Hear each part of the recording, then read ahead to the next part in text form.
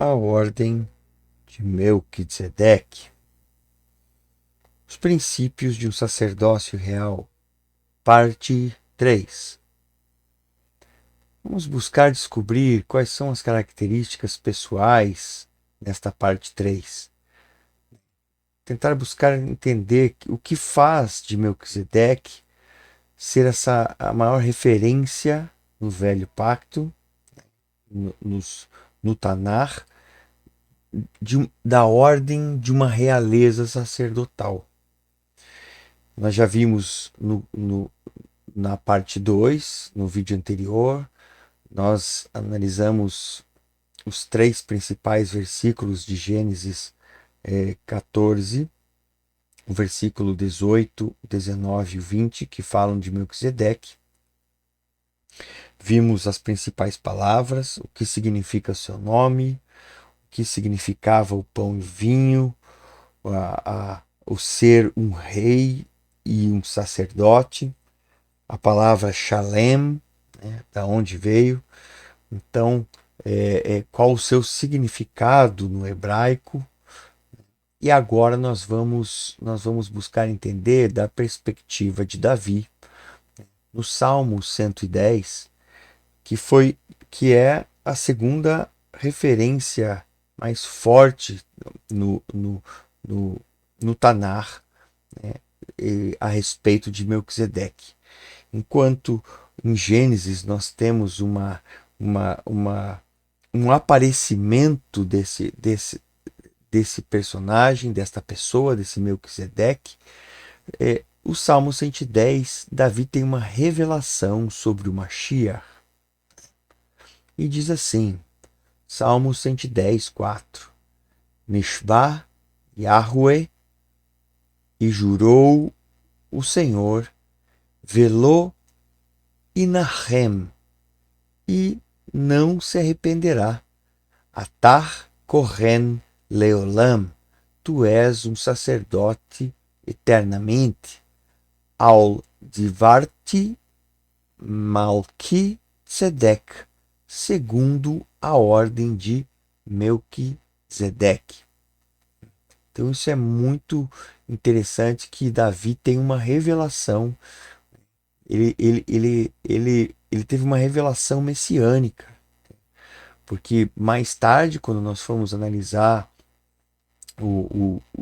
os versos no Novo Pacto, nos escritos nazarenos, no livro de Hebreus, quando o escritor começa a partir do capítulo 5 a citar o Melquisedeque, no capítulo 6 e no capítulo 7 ele começa a discorrer sobre quem é esse Melquisedeque, como e qual é o modelo de operação desta ordem sacerdotal. Ele fala sobre esta ordem de Melquisedeque, que foi Davi quem citou, porque até então apenas se falava sobre Melquisedeque, mas Davi tem uma revelação e ele diz: jurou o Senhor, e ele não voltará atrás, né? Ele não ficará desconsolado. Tu és um sacerdote eternamente, segundo a ordem de Melquisedeque. Então, Davi, ele não só fala sobre Melquisedeque, mas ele fala que esse Melquisedeque, ele pertence a uma ordem. Ele é um rei sacerdote que tem um modelo de operação. Algo muito interessante nessa passagem, que é esta palavra inahem, que, que é traduzida como não se arrependerá, né?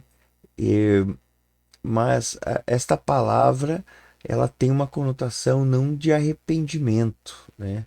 As traduções usam, assim como usa essa palavra também quando no texto de Gênesis capítulo 6, 6, quando fala que Deus se arrependeu, né? É esta palavra, inahem, que é a palavra cuja raiz tem a ver com nahum, com consolo, né? Então, esta palavra tem a ver com consolo. a melhor tradução seria não que Deus se arrependeu de ter feito o homem, mas que Deus, que o Senhor, ele estava desconsolado por ter feito o homem. E aqui também, né, é essa mesma palavra, né? Ele não vai voltar atrás, ele não voltará atrás, né? Ele não ficará desconsolado é, é, quando ele diz isso, né?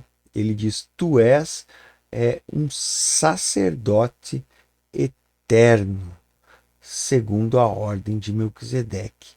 A palavra aqui, Kohen, é sacerdote, né? Essa primeira palavra, e a segunda, Leolam, né? Leolam, para sempre. Então, Kohen, a palavra sacerdote, e Leolam, para sempre, né? O prefixo aqui, ele é para, né? Então, ali ele diz que ele vai ser um sacerdote eterno. Essa palavra eterno tem na sua concretez no hebraico algo que está escondido, algo que não que precisa ser descoberto, né?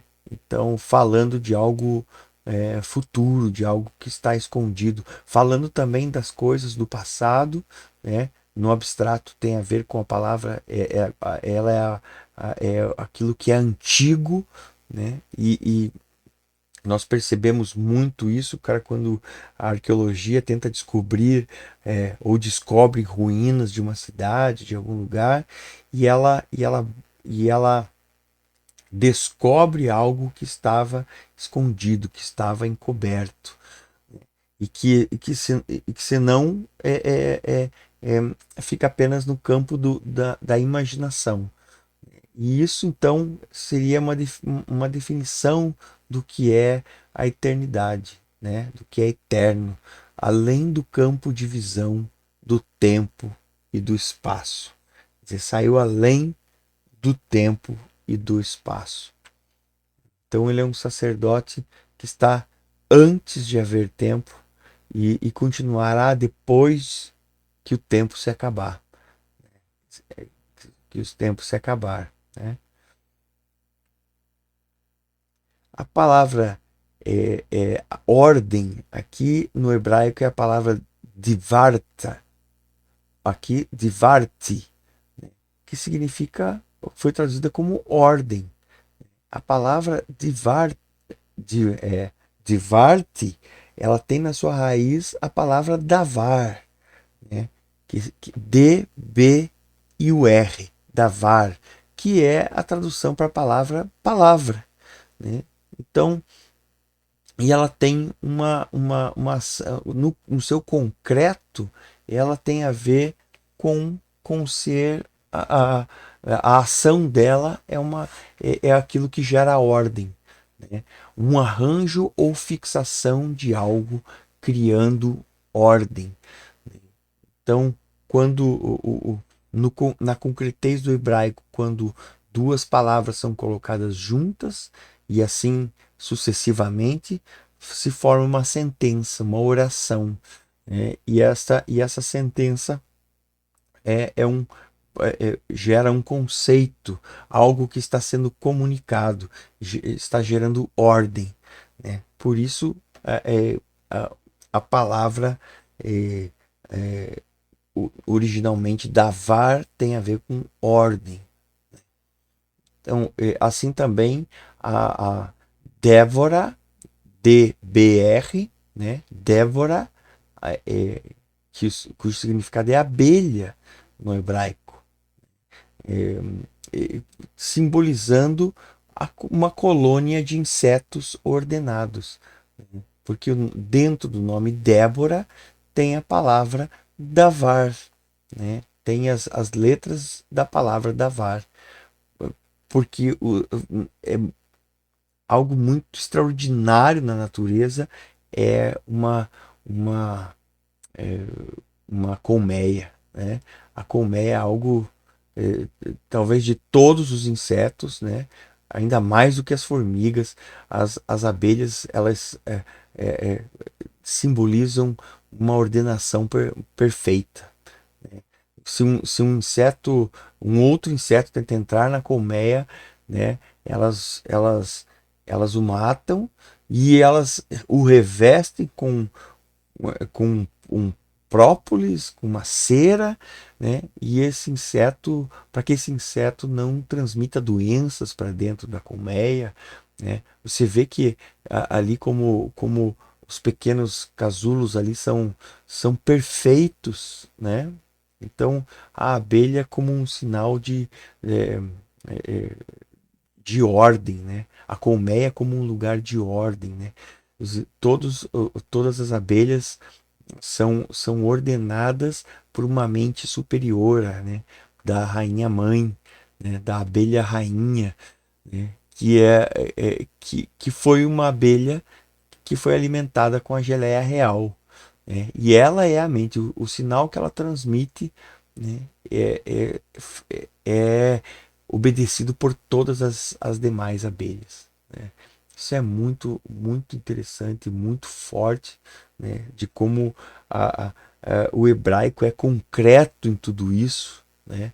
Então, essa mesma palavra também, a DBR, né? Da VAR, está dentro da palavra é, Midbar, que significa deserto, né? Então, tipo, do deserto, né? Da palavra. Então, seria o deserto porque ele tem ordem dentro dele, né? Porque ele é um lugar de ordenação. Ele é um lugar aonde, ao contrário do que muitos pensam, que é um lugar apenas de luta, né? Sempre fala assim, porque estou no deserto, né? Ô, fulano, como é que você tá? Ah, estou no deserto, né?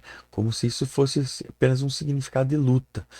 Mas na mentalidade hebraica, né, na mentalidade antiga, o deserto é um lugar de ordenação, um lugar onde caem as divisas, um lugar onde aquele peso extra, as coisas que carregamos que não servem para o momento presente ou que são apenas desperdício de excessos, né? Todas essas coisas elas vão sendo retiradas da nossa vida, porque no deserto você tem que caminhar leve, né? Você precisa de água, você precisa de uma roupa para passar a noite, porque é muito frio, né? E você tem que caminhar leve, né? Então, muitas vezes o deserto está presente na escritura, está presente quando Moshe tira o povo do Egito e aí eles ficam 40 anos no deserto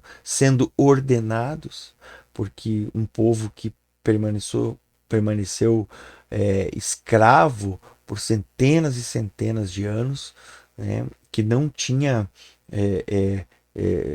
sua mentalidade era uma mentalidade escrava.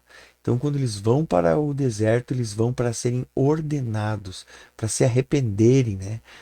Passando pelos 42 estágios de arrependimento, cada lugar por onde eles passaram, né?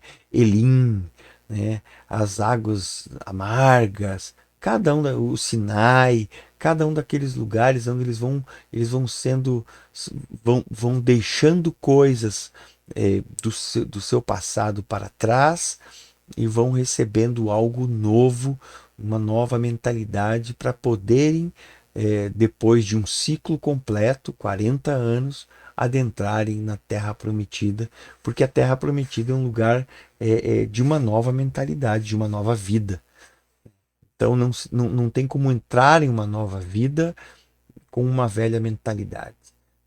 Por isso, Yeshua disse que ninguém põe vinho novo em odres velhos.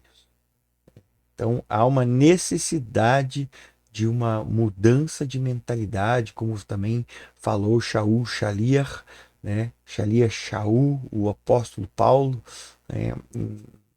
Em Romanos 12, ele diz: rogo-vos, pois, irmãos, que não vos conformeis com este século, mas transformai-vos pela renovação da vossa mente, para que experimenteis, né, qual seja a boa, perfeita e agradável vontade de Deus. Então, primeiro há uma mudança de mente para que aí você possa experimentar. Então, justamente essa citação que tem a ver com essa figura do deserto, né? Também Yeshua, imediatamente depois de ser batizado nas águas por João Batista, os céus se abrem, ele ouve uma voz que diz: Eis o meu filho amado em quem tenho todo o meu prazer. E aí, imediatamente, o espírito que desce sobre ele o leva ao deserto para ser tentado pelo diabo. Qual que é o símbolo disso, né? Yeshua vai e fica 40 dias sendo tentado, né? Essa tentação para alguém que está ordenado, para alguém que está passando pela sua última prova antes do da entrada total no ministério, né? Com toda a força, com tudo, passado todas as provas, todos os testes, tudo aquilo que era necessário. Então, nesse deserto, ele é completamente ordenado, muito mais, além de ser tentado, ele tem a sua ordenação final.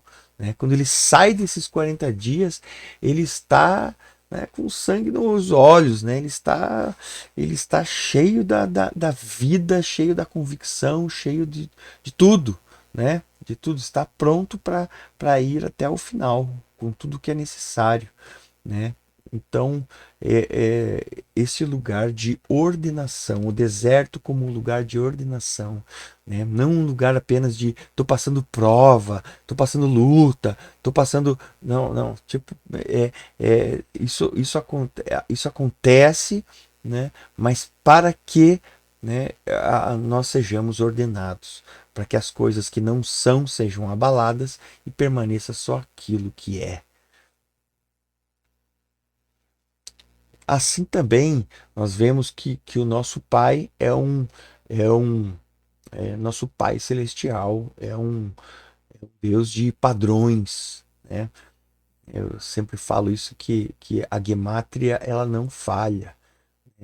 E esses os homens que foram levantados, eles muitas vezes demonstram esses padrões nos seus escritos, né?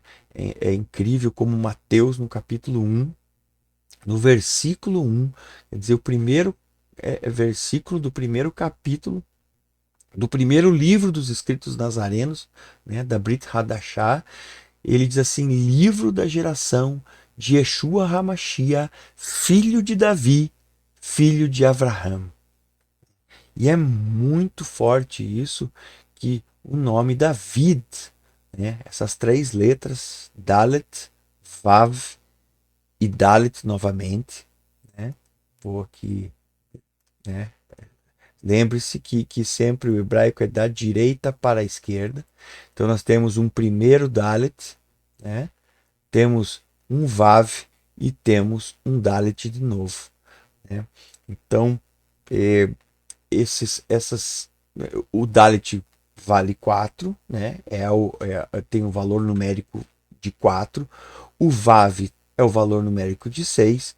E o Dalet, novamente, tem o valor de 4, totalizando o número 14. Né? A dupla perfeição. Ou melhor ainda, a dupla compleição. Né? Duas vezes aquilo que é completo. Né? O número 7 como o número do que é completo.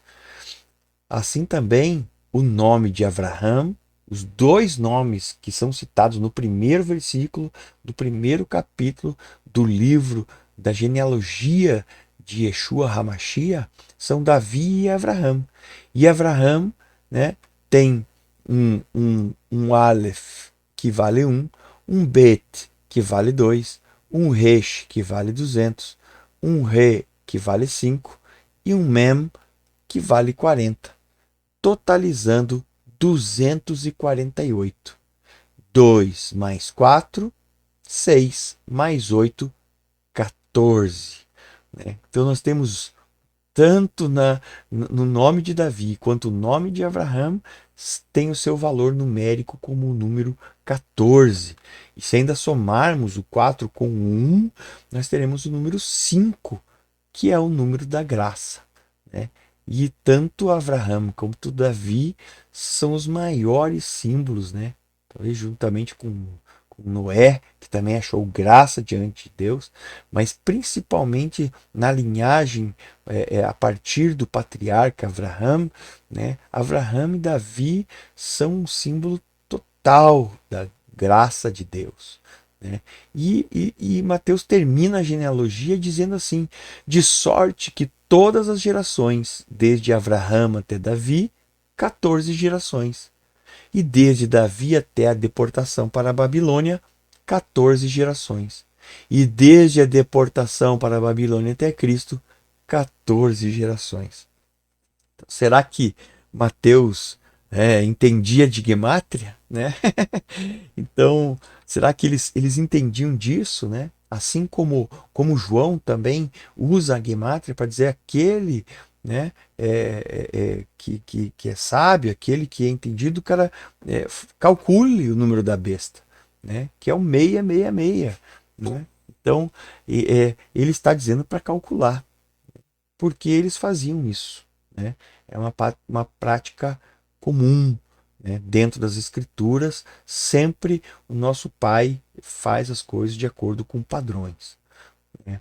E nós temos aqui então 14 gerações de Abraão até Davi, 14 gerações de Davi até a Babilônia, 14 da Babilônia até Cristo, que dá um total de 42, né? Número 42. 4 mais 2 igual a 6, que é o número do homem, né? Porque esta é a genealogia de Yeshua, né? Está falando da genealogia física, né? Que ele era o filho do homem, né? O filho do homem. Ele foi o homem perfeito. Então, a Gimátria nunca falha, é perfeita, ela funciona sempre. Então, agora nós vamos entrar dentro dessa questão dos padrões, nós vamos ver Melquisedeque no novo pacto. Então, nós vimos como Davi teve essa revelação do Mashiach, né, como sendo um sacerdote para sempre, segundo a ordem de Melquisedeque, né? E aqui nós vamos ver, então, no novo pacto, em Hebreus, capítulo 6, do verso 17 ao 20. Né?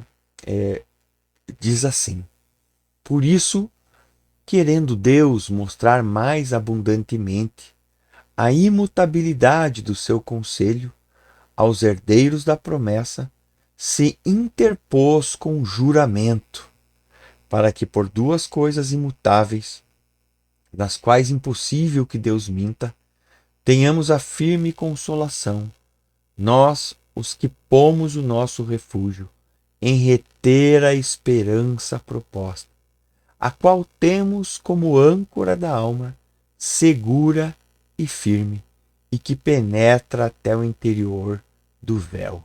Então aqui nós temos o escritor de Hebreus fazendo uma alusão ao a aliança que o Senhor, que Yahweh fez com Avram, né? Quando o Senhor passa pelo meio dos animais cortados, em Gênesis 15, né? E que ele se interpõe com juramento, né? Ele cumpre aquela aliança sozinho, ao invés de ele passar e também Abraão passar, como era próprio das alianças, né? Em que as duas partes passavam pelo meio dos animais cortados. O Senhor passa põe um sono em Abraão e o Senhor mesmo passa como uma fornalha de fogo e fumaça, né?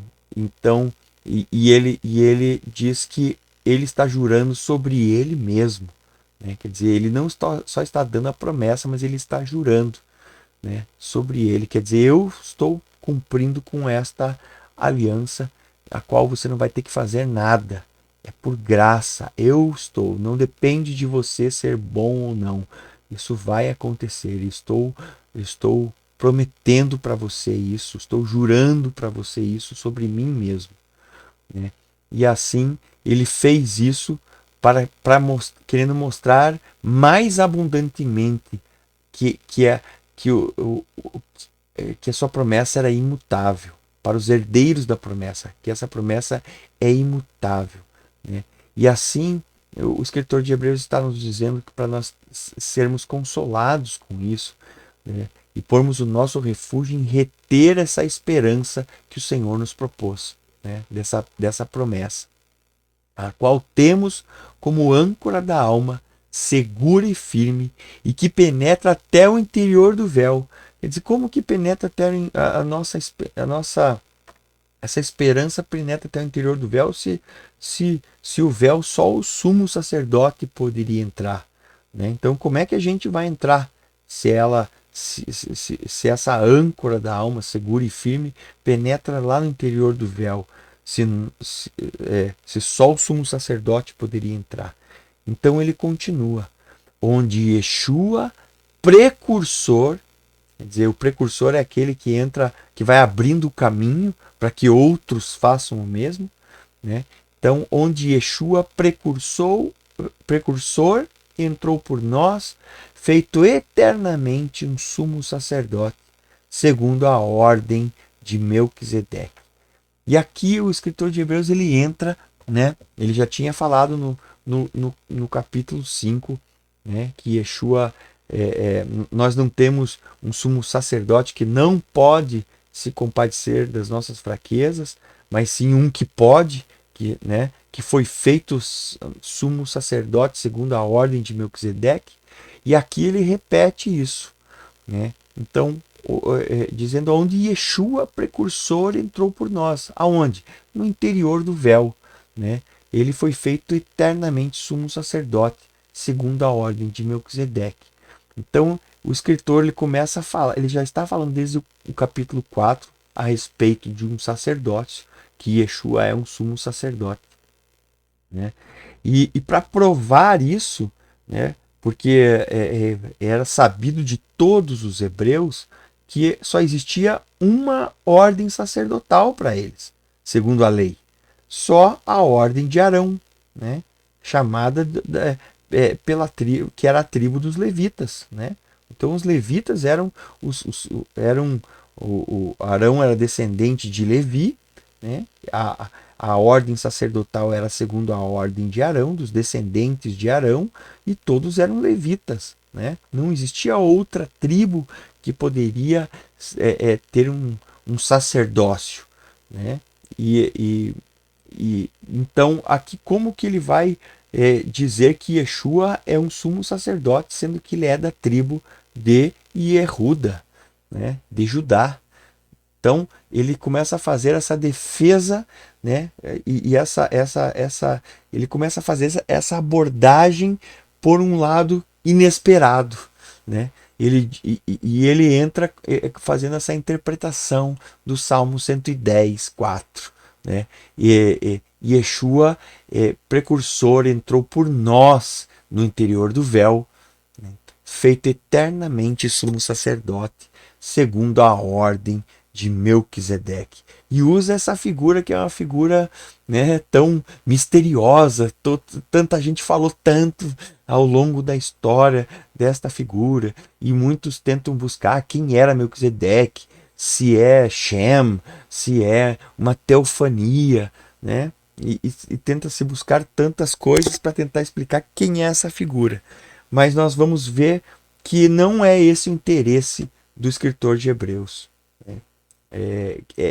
Que para mim é Paulo, né? É esse escritor. Mas não é o interesse dele saber quem é a pessoa. Ele está interessado nessa ordem. O que significa pertencer a essa ordem? Primeiro, provar que existe uma nova ordem, né? Que Yeshua foi consagrado um sumo sacerdote nesta ordem, né? Uma ordem sacerdotal que era desconhecida, que era uma ordem sacerdotal de realeza, né? De alguém que era um rei ao mesmo tempo e um sacerdote.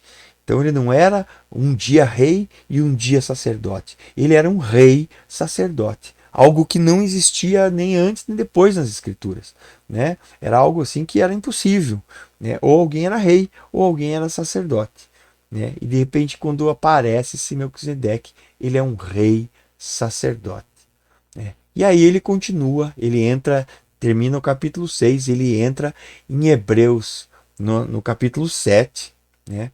E diz assim: porque este Melquisedeque, que era rei de Salém, sacerdote do Deus Altíssimo, e que saiu ao encontro de Abraão quando ele regressava da matança dos reis, e o abençoou, a quem também Abraão deu o dízimo de tudo, e primeiramente é, por interpretação, rei de justiça, e depois também rei de Salém, que é rei de paz, sem pai, sem mãe, sem genealogia, não tendo princípio de dias, nem fim de vida, mas sendo feito semelhante ao Filho de Deus, permanece sacerdote para sempre.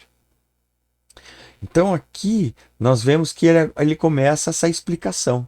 Ele faz aquilo que nós fizemos seguindo o conselho dele no próximo versículo, né? Considerai, pois, quão grande é este a quem até o patriarca Abraão deu o dízimo dos melhores despojos, né?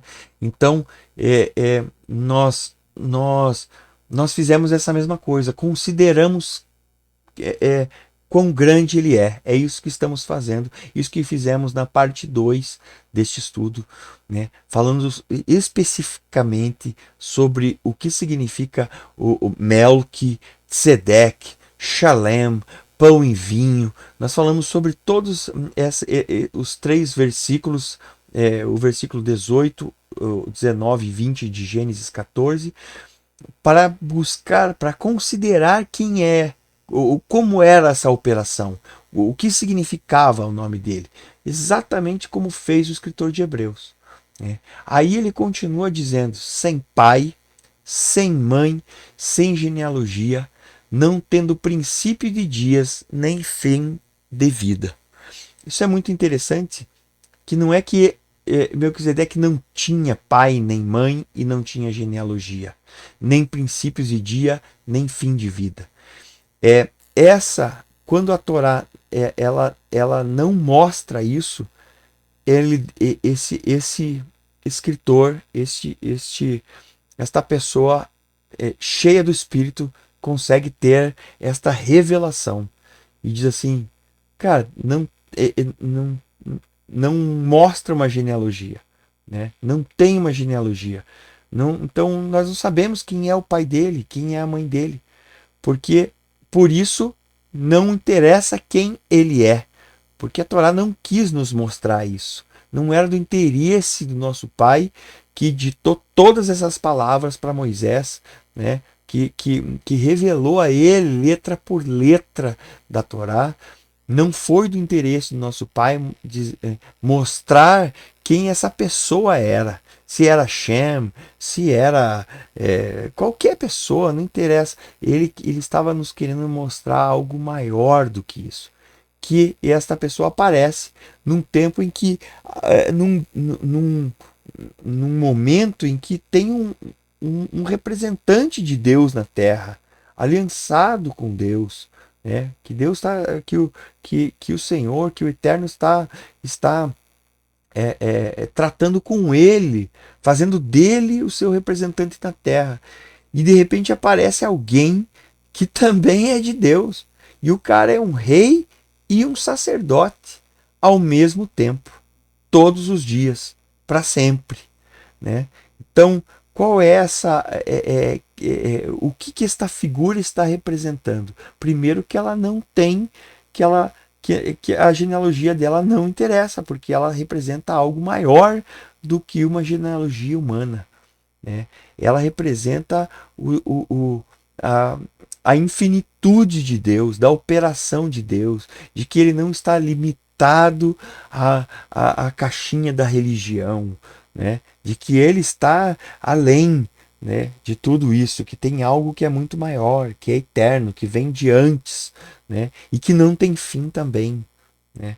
E sendo feito semelhante ao Filho de Deus, né? Permanece sacerdote para sempre. Quer dizer, permanece sacerdote para sempre. Ele ainda permanece, quer dizer, está falando de uma pessoa, né? Ele ainda permanece sacerdote para sempre.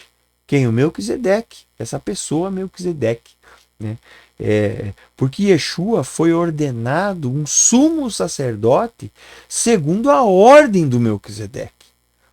Então, mas o Melquisedeque continua sendo um sacerdote, né? Para sempre. Então isso nos mostra que ele é uma pessoa, né? Que ele não era uma teofania, que ele não era um aparecimento do Cristo, né? Mas que ele era uma pessoa, mas que estava representando algo muito maior quando a Torá não nos fala de onde ele veio, né? De qual era a linha genealógica. Está dizendo isso não é o que interessa, é algo maior, né? Ele simplesmente aparece quando o mundo está debaixo de uma opressão babilônica terrível, no seu mais alto nível, onde há uma guerra de nível real e aonde homens de Deus se levantam como libertadores dos seus irmãos, né? E vencem batalhas de nível real, né? Então isso é quando Melquisedeque aparece. Isso que falamos na primeira parte desse estudo, né? Então a primeira coisa que nós vamos tratar aqui já no Novo Testamento, né, nesse capítulo de Hebreus, capítulo 7, né, é o modelo de expressão, né, porque ele foi feito à semelhança do Filho de Deus. A palavra aqui é a palavra afomoio, né, que significa reproduzir um modelo, gerando uma imagem ou figura semelhante a ele. 2. Expressar-se através de uma imagem ou figura semelhante. Copiar. Mas eu gosto muito do 3 que diz produzir um facsímile, né? Para aqueles que são mais velhos, se lembram, né? Os mais experientes se lembram aí do que era o facsímile, né? Então, era como se fosse uma impressora, né? Que através de um telefonema, era ligada num telefone, né? E que você podia passar um documento, por exemplo, de Curitiba para São Paulo. Então você ligava lá na empresa em São Paulo e dizia, ó, estou enviando, liga o fax aí, né? Liga o aparelho aí, que eu vou mandar aqui um documento para você assinar, né? E aí você colocava aqui dentro desse aparelho, que era parecido com uma impressora, você colocava aquele documento, todas as páginas que você queria, né? E a pessoa recebia lá do outro lado, ela tirava ela tirava como se fosse um xerox, como saía no aparelho dela essa impressão daquelas folhas que foram colocadas aqui, né? Então isso era o facsímile, né? Ser feito como, né? Reproduzir de forma similar, né? Então, aqui eu entendo que foi isso que aconteceu. Imagina que né, aí nas regiões celestiais, aí no céu, né, aqui embaixo está a terra e algo está acontecendo na terra. Quer dizer, algo muito importante está acontecendo naquela terra e especificamente na terra de Canaã, né? Pensa naquele pedacinho de terra bem pequeno. Ali o Senhor, aonde o Senhor está estabelecendo o seu reino através da figura de Abraão como uma semente de grão de mostarda, né? Um homem está sendo plantado na terra em obediência, né? Está sendo obediente, né? E ele chega na terra e a fome e a guerra na terra, né? E essa guerra que esses homens veem, que 4 reis se levantam contra toda a terra destroem vários ali, batalham contra vários povos e entram em batalha contra outros 5 reis. Vencem esses 5 reis e levam cativo a Lot, o sobrinho de Abraão, o irmão de Abraão, a Torá chama, né? Nesse momento não chama de sobrinho, chama de irmão. E aí ele sai, Abraão sai com 318 homens criados, nascidos em sua casa. Eles estão armados e ele sai juntamente com Manri, Escol e Aner, o homem que era o dono daqueles carvalhais onde habitava Abraão, né? E eles saem em perseguição a esses 4 reis, vencem essa batalha, né? E quando Abraão volta, Melquisedeque sai ao encontro, aquele que foi feito à semelhança do Filho de Deus. Ele foi feito à semelhança, né? Como um facsímile. Então, nesse momento, é enviado um facsímile, né? De um rei sacerdote, para que Abraão ele agora é mostrado para ele. E Melquisedeque aparece para ele. Um rei, a demonstração de um modelo operacional, de um sistema operacional que se chama Melquisedeque, de um modelo operacional, de um sistema operacional de um rei sacerdote. Que ele não é apenas rei, ele não é apenas sacerdote, ele é um rei sacerdote o tempo todo. Ele aparece para Abraão, comunicando o quê? Que agora Abraão alcançou esta revelação, né? Então, a expressão de Melquisedeque é a expressão de Cristo nas regiões celestiais, né? Ele aparece, ele é mostrado, né? Esse Melquisedeque está demonstrando como um facsímile, né? Ele não é o documento perfeito, ele não é o documento, ele é um facsímile, ele é feito à semelhança do Filho de Deus. Segundo ponto, a questão da genealogia. Considerai, pois, quão grande é este, a quem até o patriarca Abraão deu os dízimos dos despojos. E os que dentre os filhos de Levi recebem o sacerdócio têm ordem, segundo a lei, de tomar o dízimo do povo, isto é, de seus irmãos, ainda que tenham saído dos lombos de Abraão. Mas aquele cuja genealogia não é contada entre eles, uau! Aqui eu quero dar uma pequena parada, porque ele diz assim: aquele cuja genealogia não é contada entre eles.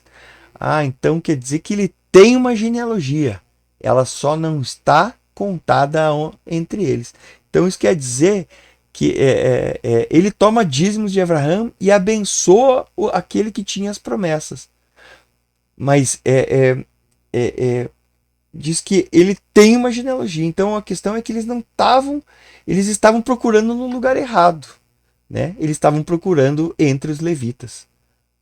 Eles estavam procurando entre o modelo estabelecido, o modelo físico, o modelo puramente carnal, né? Porque o ministério levítico era um ministério segundo a carne, segundo o sangue, né? No sentido ele era sanguíneo, ele era daquela tribo, ele passava de pai para filho, né? Então ele era um ministério de uma ordem não espiritual. Nós vamos orar para saber quem é o próximo, de qual tribo vai ser o próximo sumo sacerdote. Não, ele sempre era da tribo de Levi e da ordem de Arão, dos filhos de Arão.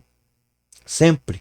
Então, eles estavam procurando no lugar comum, no lugar que eles conheciam.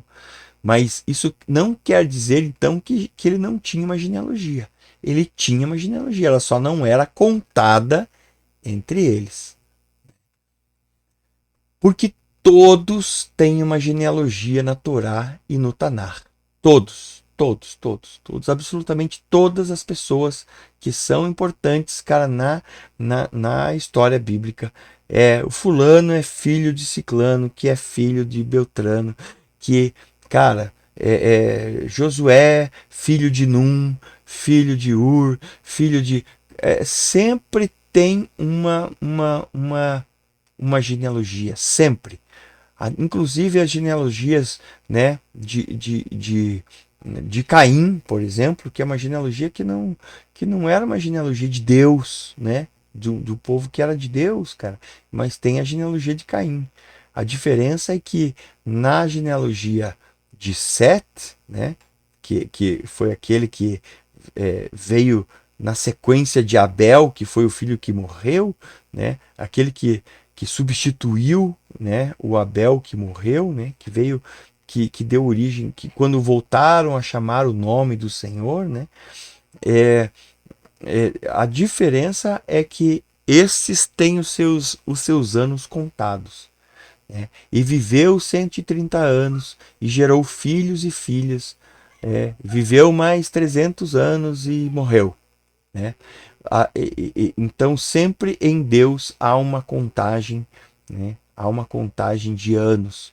Já a genealogia de Caim, não, eles não têm seus anos contados, né? E viveu e gerou filhos e filhas e morreu. E viveu e gerou filhos e filhas e morreu, né? Então sempre assim. Assim como também na genealogia dos reis, né?